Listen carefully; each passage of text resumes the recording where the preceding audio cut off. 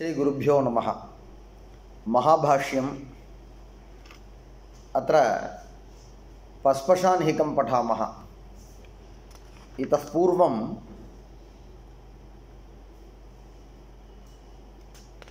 केन प्रकारेण व्याकरणशास्त्रं कर्तव्यम् इति विचारः कृतः। प्रकारविशेषजिज्ञासाभाष्यम् इति। तत्र अन्ते किमुक्तं, सामान्येन उत्सर्गः कर्तव्यः, तस्य विशेषेण अपवादः इति। शब्दानां ज्ञानार्थं, साधुशब्दानां ज्ञानार्थं प्रतिपदपाठः इति अयम् उपायः न समीचीनः, अतः सः उपायः त्याज्यः। तर्हि केन प्रकारेण केन उपायेन शब्दानुशासनं कर्तव्यम् इति प्रश्नः कृतः। तत्र किञ्चित् लक्षणं कर्तव्यम् इति उक्तं। लक्षणकरणप्रकारः अपि उक्तः। प्रथमं सर्वस्यापि सामान्यलक्षणं किञ्चित् कर्तव्यं, तदनन्तरं तस्य विशेषलक्षणं कर्तव्यम्। उत्सर्गः प्रथमं कर्तव्यः, तदनन्तरम् अपवादः कर्तव्यः। उत्सर्गः कथम् इति प्रश्नः, सामान्येन उत्सर्गः इति उत्तरम्। अपवादः कथम् इति प्रश्नः, विशेषेण अपवादः इति उक्तम्। उदाहरणमपि प्रदर्शितं। कर्मणि अण् इति सामान्यसूत्रं। कथं सामान्यसूत्रं? सर्वेभ्यः अपि धातुभ्यः अण् प्रत्ययः भवति कर्मकारके उपपदे, तावदेव। धातु सामान्यं गृहीतम्। एतादृशः धातुः, एतादृशात् धातोः परत्र इति न उक्तम्। एवञ्च कर्मणि अण् इति सामान्यसूत्रम्, अतः सः उत्सर्गः। तदनन्तरं विशेषेण अपवादः इत्युक्ते आकारान्तधातुभ्यः परत्र का प्रत्ययः भवति इति आतः अनुपसर्गे कः, स च आकारान्तधातुः अनुपसर्गः स्यात्। इत्युक्ते उपसर्ग उपपदः उपसर्गेण सहितः न स्यात्। तर्हि विशेषेण पूर्वसूत्रे तावत् तत्र सर्वेपि धातवः निर्दिष्टाः, अत्र तावत् आकारान्तधातुः गृहीतः। एवञ्च सर्वेषां धातूनां मध्ये आकारान्तधातुः विशेषः एव, धातुविशेषः। तादृशधातोः परत्र का प्रत्ययः इति विहितः। एवञ्च अयम् अपवादः। तदनन्तरं किं भवति, अपवादेन तावत् उत्सर्गस्य बाधः भवति इति तदनन्तरं सिद्ध्यति, तत्तावत् क्रमेण सिद्ध्यति। अतः एवं रीत्या शास्त्रं कर्तव्यम् इति उक्तं। समाप्तं, तद् अधिकरणं समाप्तं, सः विचारः समाप्तः। इदानीं शब्दानुशासनम् इत्युक्ते आरम्भे अस्माभिः विचारः प्रदर्शितः। शब्दः ध्वनिरूपः शब्दः, स्फोटरूपः शब्दः इति। अस्माकं श्रोत्रविषयीभूतः यः अस्ति सः ध्वनिः। अर्थबोधकः शब्दः अन्यः इति उक्तं, सः स्फोटः, अयं प्रथमः कल्पः। तदनन्तरं किम् अङ्गीकृतं, ध्वनिः अपि शब्दः इति अङ्गीकृतम्। इदानीं शब्देन किं भवति इति विचारे शब्देन अर्थविषयकज्ञानं भवति। तर्हि अर्थबोधकः शब्दः ध्वनिः वा भवतु, द्वितीयपक्षे ध्वनिः अङ्गीक्रियतां, प्रथमपक्षे स्फोटः अङ्गीक्रियतां, वाचकत्वेन शब्दत्वेन किमपि अङ्गीक्रियताम्। तथापि उभयोः अपि अर्थेन इत्युक्ते शब्दात् ध्वनिरूपशब्दादपि अर्थविषयकं ज्ञानं भवति, स्फोटरूपशब्दादपि ध्वनिविषयकं अर्थविषयकं ज्ञानं भवति। इत्युक्ते उभयोः अपि अर्थेन साकं सम्बन्धः अस्ति इति ज्ञातं। तर्हि शब्दस्य अर्थः विद्यते किल, सः अर्थः किं रूपः इति इदानीं विचारः। इत्युक्ते घटः इति स्वीकुर्मः। घटः इति ध्वनिरूपः शब्दः वा भवतु, स्फोटरूपः शब्दः वा भवतु, तथापि घटः इत्युक्ते ज्ञानं भवति। तस्मिन् ज्ञाने घटव्यक्तिः अपि विषयः भवति, घटत्वम् इति जातिः अपि विषयः भवति, एवं लोक अनुभवः विद्यते। अतः इदानीं संशयः शब्दस्य पदस्य ध्वनिरूपस्य पदस्य वा भवतु स्फोटरूपस्य पदस्य वा भवतु पदस्य वाच्यार्थः कः? घटव्यक्तिः इति व्यक्तिः वाच्यार्थः इति वक्तव्यम् अथवा घटत्वम् इति जातिः वाच्यार्थः इति वक्तव्यम् इति संशयः। किं पुनराकृतिः पदार्थः आहोस्वित् द्रव्यम्।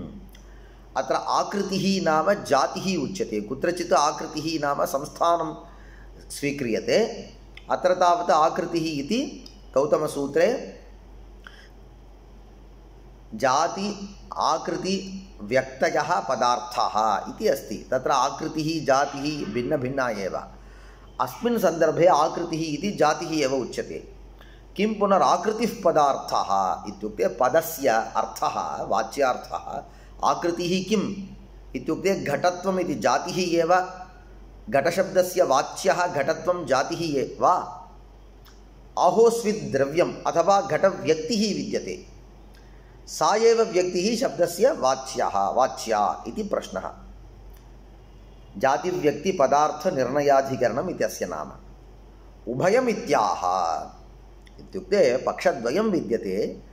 केषांचित् शास्त्रकाराणां पक्षे तावत् व्यक्तिः अत्र द्रव्यमिति उच्यते, व्यक्तिः एव पदार्थः। केषांचित् तावत् जातिः अत्र आकृतिः इति, आकृतिः एव पदार्थः इति। परन्तु व्याकरणशास्त्रे उभयमित्याह इत्युक्ते तत्र यदा तावत् एकमेव पक्षं स्वीकुर्मः अत्र शास्त्रे तदानीं केचन विषयाः अत्र असङ्गताः स्युः। विषयाः इत्युक्ते केचन व्याकरणशास्त्रे केचन विचाराः अथवा केचन व्यवहाराः केचन प्रयोगाः असङ्गताः स्युः। अतः तदुभयम् अस्माभिः अङ्गीकर्तव्यम्। किं कारणम् इत्युक्ते व्याकरणं तावत् सर्वेषां सामान्यं शास्त्रं विद्यते। शास्त्रकाराः भिन्नाः भवितुमर्हन्ति। कैश्चित् जातौ एव शक्तिः अङ्गीक्रियेत, कैश्चित् तावत् व्यक्तौ एव शक्तिः अङ्गीक्रियेत। परन्तु उभाभ्यामपि भिन्नभिन्नशास्त्रकाराभ्यां शब्दः एव प्रयुज्यते।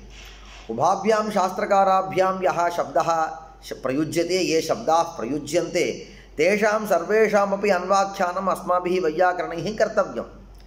तर्हि आकृतिः वा पदार्थः अस्तु, व्यक्तिः वा पदार्थः अस्तु, तदुभयम् अङ्गीकृत्य अस्माभिः लक्षणं प्रवर्त्यम् इत्यतः वदति कथम् उभयम् इत्याह। कथं ज्ञायते उभयं जातिः अपि पदार्थः व्यक्तिरपि पदार्थः इति वैयाकरणानां पक्षः इति कथं वदसि? किं वा प्रमाणं? केन प्रमाणेन ज्ञायते? कथं ज्ञायते?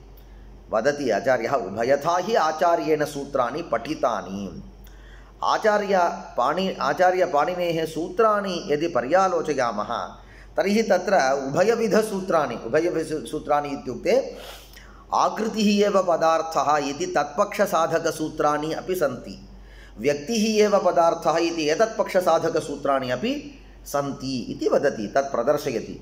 आकृतिं पदार्थं मत्वा जात्याख्यायाम् एकस्मिन् बहुवचनम् अन्यतरस्याम् इति उच्यते। पश्यतु, जात्याख्यायाम् एकस्मिन् बहुवचनम् अन्यतरस्याम् इति विद्यते। कः अर्थः अस्य सूत्रस्य? जाति आख्यायाम् इत्युक्ते पदेन यदा जातिः उच्यते तदानीं जातिः एका इति कारणात् तत् पदम् एकवचनान्तमेव प्रयुज्येत। वस्तुतः जातिः एका इति कारणात्, एकरूपा इति कारणात् तद्वाचकपदमपि एकवचनान्तमेव भवितुमर्हति। पुरतः यदि एकः एव घटः अस्ति तदानीं वयं घटः इति एकवचनान्तमेव वदामः। तद्वत् यदा शब्दस्य पदस्य प्रातिपदिकस्य जातिः एव वाच्या तदानीं तत्पदम् एकवचनान्तमेव प्रयोक्तव्यं किल? सत्यम्, एकवचनान्तमेव तत्र प्रयोगार्हत्वेन प्राप्तं विद्यते तदानीं वदति सूत्रकारः सत्यम् एकवचनान्तमेव प्रयोक्तव्यं परन्तु कदाचित् तादृशस्थले बहुवचनमपि भवितुम् अर्हति इति वदति। जात्याख्यायाम् एकस्मिन् जात्याख्यायाम् इत्युक्ते जातिः एव आख्या विद्यते वाच्या विद्यते। जातिः यदा वाच्या विद्यते तदानीम् एकस्मिन् इत्युक्ते एकत्वं पदार्थगतम् एकत्वं विद्यते इति कारणात् एकवचने प्राप्ते बहुवचनम् एकस्मिन् बहुवचनम् इत्युक्ते तत्र पदार्थः एकः एव वचनं तावत् बहुवचनं भवति। अन्यत्र तावत् वाच्याः यदि बहवः भवेयुः तदानीमेव बहुवचनं। वाच्यः यदि एकत्वविशिष्टः तर्हि एकवचनमेव। जातिः कथं विद्यते इत्युक्ते एकत्वविशिष्टा एका एव जातिः अतः एकत्वविशिष्टा अतः एकवचनान्तशब्दः एव प्राप्तः। तदानीं तत्र एकत्वविशिष्टपदार्थं वक्तुं बहुवचनमपि कदाचित् भवति इति वदति। तर्हि शब्दः बहुवचनान्तः परन्तु अर्थः तावत् एकत्वविशिष्टः एव एवमपि प्रयोगः भवति इति सूत्रं करोति। जात्याख्यायाम् एकस्मिन् बहुवचनम् अन्यतरस्याम् इत्युक्ते इदानीं कदाचित् इदानीं ब्राह्मणत्वं किम् इत्युक्ते एकमेव विद्यते ब्राह्मणत्वं। तर्हि तत्र ब्राह्मणशब्दः प्रयुज्यते ब्राह्मणत्वपरतया ब्राह्मणशब्दः प्रयुज्यते। तर्हि ब्राह्मणम् इति एकवचनमेव प्रयोक्तव्यं। कदाचित् ब्राह्मणान् इत्यपि वक्तुं शक्नुमः। अर्थः तावत् तत्र ब्राह्मणत्वम् इति एकत्वविशिष्टजातिः स्वीकर्तुं शक्यते। शब्दः बहुवचनान्तः अर्थः तावत् एकत्वविशिष्टः स च किं रूपः जातिरूपश्चेत् इति सिद्ध्यति। जात्याख्यायाम् एकस्मिन् बहुवचनं मन्यते भवतु परन्तु अनेन सूत्रेण किं ज्ञायते कदाचित् पदस्य वाच्यार्थः जातिः भवति इति ज्ञायते किल। पदस्य वाच्यार्थत्वेन जातिः यदि सर्वथा न अङ्गीक्रियते तर्हि एतत् सूत्रमेव न भवति। सूत्रस्य कः अर्थः पदस्य यदा जातिः अर्थः इत्युक्ते पदस्य जातिः अपि अर्थत्वेन अस्ति इति किल ज्ञायते। अतः एतत् सूत्रकरणेन किं ज्ञायते जातिः पदार्थः इति ज्ञायते। अन्यत् सूत्रं पश्यन्तु द्रव्यं पदार्थं मत्वा स्वरूपाणाम् एकशेषः एकविभक्तौ इति तत् किञ्चित् वदामि अहम्।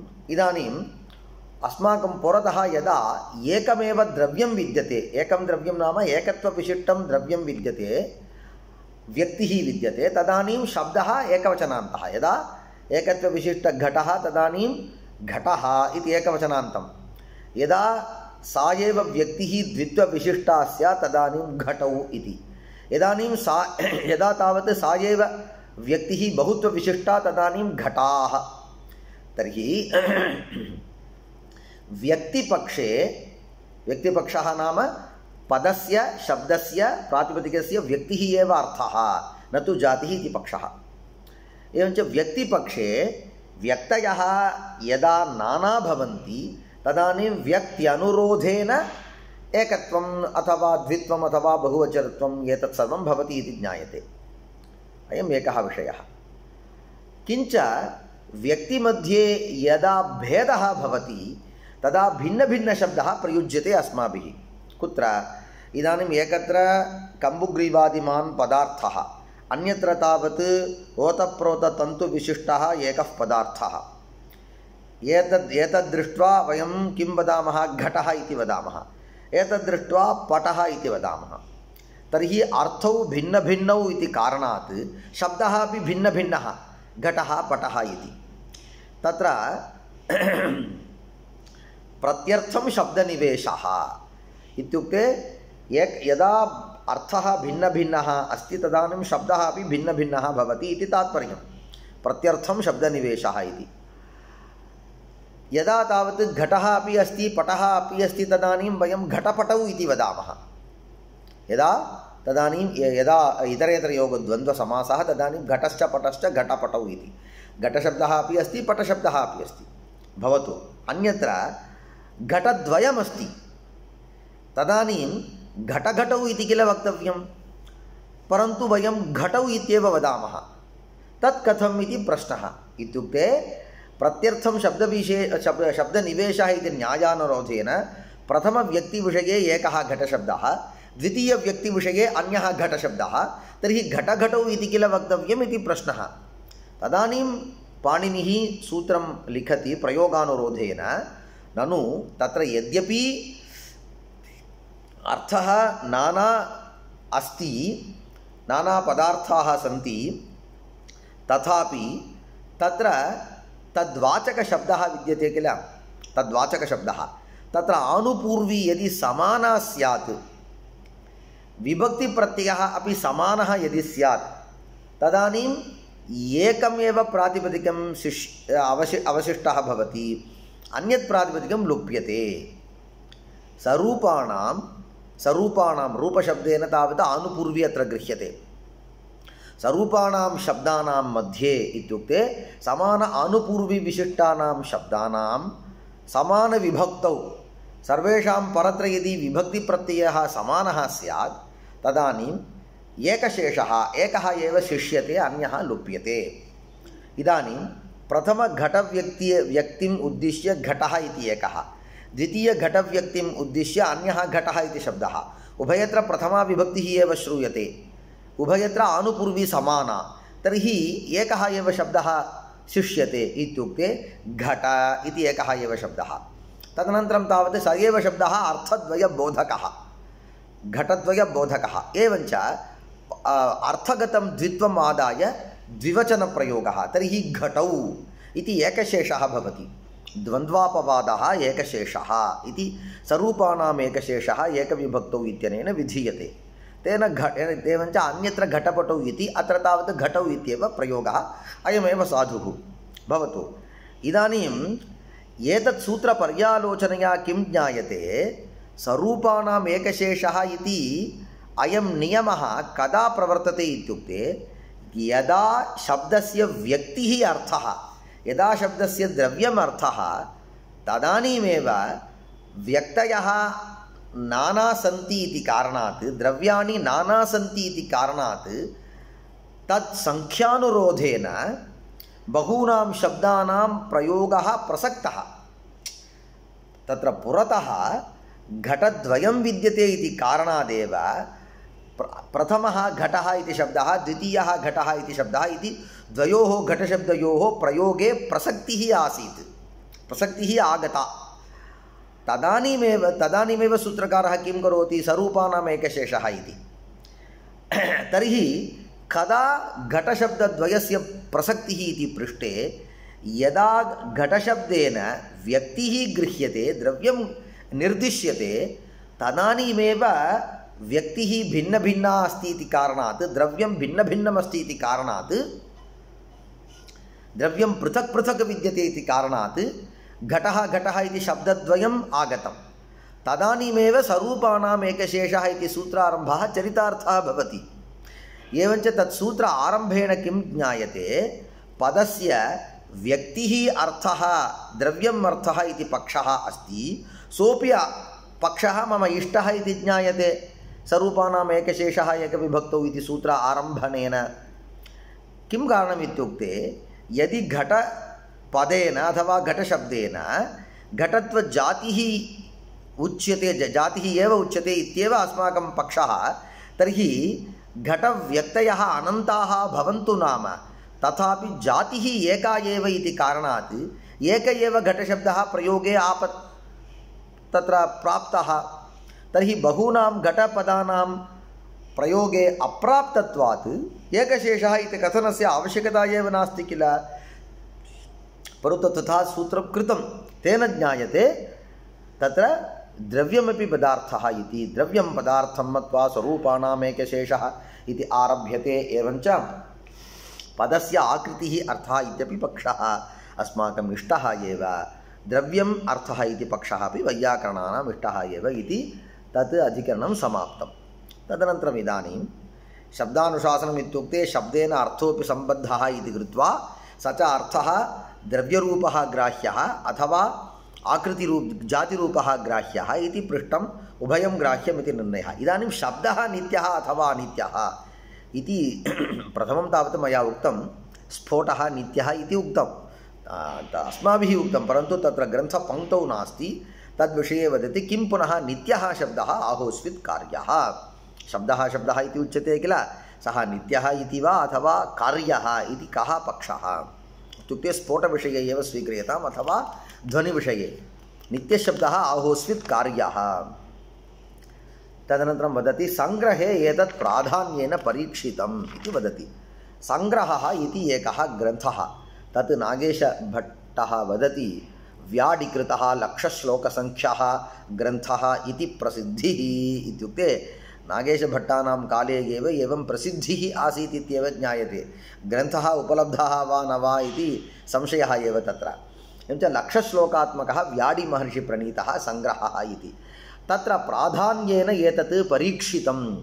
का परीक्षा इति पृष्टे नित्यः वा स्यात् कार्यः वा इति। शब्दः नित्यः इति पक्षः अङ्गीकर्तव्यः अथवा कार्यः इति। तत्र दोषाः उक्ताः। नित्यः इति अङ्गीकारे एते एव दोषाः।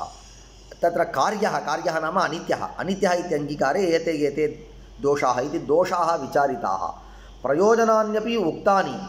शब्दः नित्यः इति अङ्गीकारे एतानि प्रयोजनानि, अनित्यः इति अङ्गीकारे एतानि प्रयोजनानि इति। परन्तु अन्ते तस्मिन् ग्रन्थे किम् उक्तं, तत्र तु एष निर्णयः यद्येव नित्यः अथापि कार्यः उभयथापि लक्षणं प्रवर्त्यम् इति। एवञ्च शब्दः नित्यः इति केचन शास्त्रकाराः वदेयुः, शब्दः अनित्यः इति केचन शास्त्रकाराः वदेयुः। तत्र शब्दः ध्वनिरूपः एव इति केचन वदेयुः। ध्वनिरूपस्य अपि शब्दस्य वर्णत्वमेव, ध्वनिरूपस्य शब्दस्य तावत् पदत्वं वाक्यत्वम् इत्येतत् सर्वं न घटते इति केचन वदेयुः। केचन तावत् ध्वनिः एव न शब्दः, सः वर्णरूपः इत्यपि नास्ति। शब्दः इत्युक्ते कः, स्फोटः एव शब्दः। स च वर्णः पदरूपः वाक्यरूपः इत्येतत् सर्वं काल्पनिकम् इति अन्ये केचन वदेयुः। अतः नित्यः वा भवतु अनित्यः वा भवतु, तत्र उभयत्रापि अस्माकं कार्यं किं, लक्षणकरणमेव, तत् प्रवर्त्यमेव। शब्दः नित्यः इति सर्वैः अङ्गीक्रियतां तदापि लक्षणं कर्तव्यं, शब्दः अनित्यः इति अङ्गीक्रियतां तदापि लक्षणं कर्तव्यं। यद्येव नित्यः अथापि कार्यः उभयथापि लक्षणं प्रवर्त्यम् अस्माभिः कर्तव्यमेव किल इति तावत्। एवञ्च तत्र एतदेकम् अधिकरणम्। अनेन किं ज्ञायते, पूर्वाधिकरणे अर्थः कोऽपि भवतु तदानीमपि शास्त्रं कर्तव्यं। शब्दः नित्यः वा भवतु अनित्यः वा भवतु तथापि शास्त्रं कर्तव्यम्। एवञ्च पक्षद्वयमपि अस्माकम् इष्टम्, अथवा पक्षद्वयमपि अस्माकं शास्त्रसिद्धान्तं तावत् न दूषयति। यद्यपि उभयोः अपि पक्षयोः अन्यतरः एव पक्षः अस्माकम् इष्टः, तथापि लक्षणं तावत् सर्वेषां समानतया एव लक्षणम् अस्माभिः कर्तव्यं, तद् अस्माकं कार्यम् इति सिद्ध्यति। भवतु। तदनन्तरं नित्यशब्दवादे शास्त्रस्य धर्मजनकताधिकरणं। तदनन्तरं तत्र कथं पुनरिदं भगवतः पाणिनेः आचार्यस्य लक्षणं प्रवृत्तम् इति। इदानीं किं पृच्छति, बहवः बालकाः किं चिन्तयेयुः आरम्भकाले तत्र भाषा कापि भवतु, सर्वत्र यदा व्याकरणं पठितुम् आरभन्ते तदानीं शास्त्राणाम् ईदृश चिन्ता स्यात्, तत्र वैयाकरणाः एव शब्दानाम् उत्पत्तिं कुर्वन्ति इति।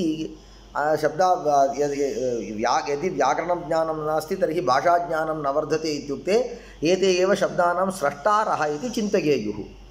पाणिनिसूत्रव्याख्यानभूतं वार्तिकम् अवतारयति। इतः पूर्वं सवार्तिक तत्र किम् आचार्यः एव स्रष्टा शब्दानाम् अर्थसम्बन्धानाम् इति। अर्थः तावत् लोके सिद्धः, परन्तु एते एव वैयाकरणाः नूतनतया शब्दान् तावत् उत्पादयन्ति सृजन्ति तदनन्तरम् एते अर्थेन साकम् अस्य शब्दस्य सम्बन्धः विद्यते इति सम्बन्धं कल्पयन्ति इति केचन चिन्तयेयुः। किं तादृशसंशयः किं तथा एव वा अथवा कस्मिन् सन्दर्भे आचार्यपाणिनिना इदं शास्त्रम् आरब्धम् इति पृच्छति। अथ नास्ति कथं पुनरिदं भगवतः पाणिनेः आचार्यस्य लक्षणं प्रवृत्तम्। इदानीम् इतः पूर्वं तावत् पाणिनेः नाम न गृहीतम्, अत्र एव प्रथमतया गृह्यते। किं कारणम् इत्युक्ते नागेशभट्टाः वदन्ति इतः परमेव सिद्धे शब्दार्थसम्बन्धे इति एकं वार्तिकं, तदेव वार्तिकं नूतनतया इत्युक्ते इतः परमेव तस्य वार्तिकस्य आरम्भः भवति। एवञ्च तदर्थम् अवतारिकात्वेन इयं पङ्क्तिः प्रयुज्यते, इदं वाक्यं प्रयुज्यते। अत एव पाणिनेः आचार्यस्य नाम अत्र गृहीतं। कथं पुनरिदं भगवतः पाणिनेः आचार्यस्य लक्षणं प्रवृत्तम् इति कः वदति? कात्यायनः वदति इति एवं वदति भाष्यकारः। सिद्धे शब्दार्थसम्बन्धे इत्युक्ते सिद्धे शब्दार्थसम्बन्धे भगवतः पाणिनेः आचार्यस्य लक्षणं प्रवृत्तं। कथं पुनरिदम् इति त्यजतु। भगवतः पाणिनेः आचार्यस्य लक्षणं सिद्धे शब्दार्थसम्बन्धे प्रवृत्तम् इत्युक्ते शब्दार्थसम्बन्धे सिद्धे सति एव आचार्येण इदं लक्षणं प्रवृत्तं भवतु। शब्दार्थसम्बन्धे सिद्धे इत्यस्य कः अर्थः? सामान्यतया अस्माभिः कथं विग्रहः क्रियते? शब्दार्थसम्बन्धे इति विद्यते, तर्हि शब्दाश्च अर्थाश्च सम्बन्धाश्च तेषां समाहारः तस्मिन् शब्दार्थसम्बन्धे इत्येव अस्माभिः स्वीक्रियेत। तर्हि सिद्धे इत्युक्ते सिद्धं किं सिद्धं? शब्दोपि सिद्धः अर्थोपि सिद्धः, तेषां तयोः सम्बन्धोपि सिद्धः। तद्वदति सिद्धे शब्दे अर्थे सम्बन्धे च इति। एवञ्च सिद्धे शब्दे सिद्धे अर्थे सिद्धे तत्सम्बन्धे च भगवतः पाणिनेः आचार्यस्य इदं लक्षणं प्रवृत्तम् इति अन्वयः भवतु। एवञ्च पाणिनिः आचार्यः शब्दानां न स्रष्टा, अर्थानाम् अपि न स्रष्टा, तयोः सम्बन्धानाम् अपि न स्रष्टा। एतत् सर्वं शब्दोपि सिद्धः अर्थोपि सिद्धः सम्बन्धोपि सिद्धः, तदानीम् एतत् शास्त्रम् आरब्धम् इति भवतु। इदानीं सिद्धे इत्युक्तं सिद्धशब्दस्य कः अर्थः इति विचारः। अथ सिद्धशब्दस्य कः पदार्थः? पदार्थः नाम कः अर्थः इति। नित्यपर्यायवाची सिद्धशब्दः। अत्र सिद्धशब्दस्य नित्यः इत्यर्थः, नित्यशब्दस्य पर्यायवाचकः सिद्धः। तर्हि सिद्धे शब्दे नाम नित्ये शब्दे नित्ये अर्थे नित्ये सम्बन्धे सति पाणिनेः आचार्यस्य इदं लक्षणं प्रवृत्तम् इति। तद्विषये पुनः पश्यामः।